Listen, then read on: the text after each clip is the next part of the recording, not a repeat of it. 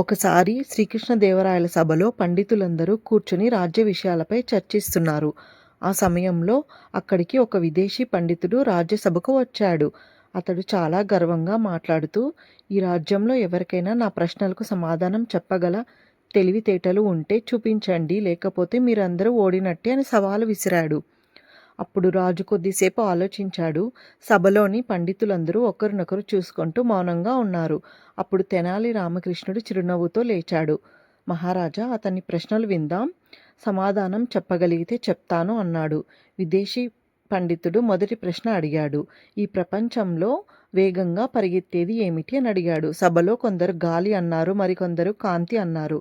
కానీ తెనాలి లేచి, మనసు ప్రపంచంలోనే వేగంగా పరిగెత్తేది అని క్షణంలో ఎక్కడికైనా చేరుకుంటుంది అని చెప్పాడు. రాజు చాలా సంతోషించాడు. విదేశీ పండితుడు రెండవ ప్రశ్న అడిగాడు. అత్యంత బలమైనది ఏమిటి అని అడిగితే పండితులు పర్వతం, సముద్రం అని చెప్పారు.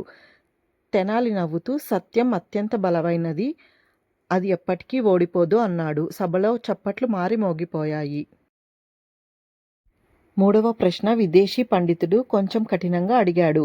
మనిషిని పూర్తిగా ఓడించగల శత్రువు ఎవరు అని అడిగితే అప్పుడు తెనాలి క్షణం ఆలోచించి, అహంకారం, అది ఉన్నంతకాలం మనిషి నిజమైన విజయాన్ని పొందలేడు అని సమాధానం ఇచ్చాడు. విదేశీ పండితుడు ఆశ్చర్యపోయాడు. అయినా అతని గర్వం విడిచిపెట్టలేదు. సరే, చివరి పరీక్షగా నేను ఒక గిన్నెలో గాలి నింపుకొని తీసుకొని వచ్చాను, దాన్ని బయటకు తీసి చూపించగలరా అని అడిగాడు. సభలో అందరూ ఆశ్చర్యపోయారు. తెనాలి రామకృష్ణుడు ముందుకు వచ్చి ఆ గిన్నెను తీసుకొన్నాడు. వెంటనే చిన్న దీపం వెలిగించి గిన్నె లోపల ఉంచాడు. కొద్దిసేపటికి దీపం ఆరిపోయింది. ఇప్పుడు గాలి బయటకు వెళ్ళిపోయింది అన్నాడు తెనాలి. అందరూ చప్పట్లు కొట్టారు. విదేశీ పండితుడు తన ఓటమిని అంగీకరించాడు. జ్ఞానం ఉన్నవాడు గర్వించకూడదు, నిజమైన తెలివి వినయంతో ఉండాలి అని మృదువుగా విదేశీ పండితుడికి చెప్పాడు తెనాలి.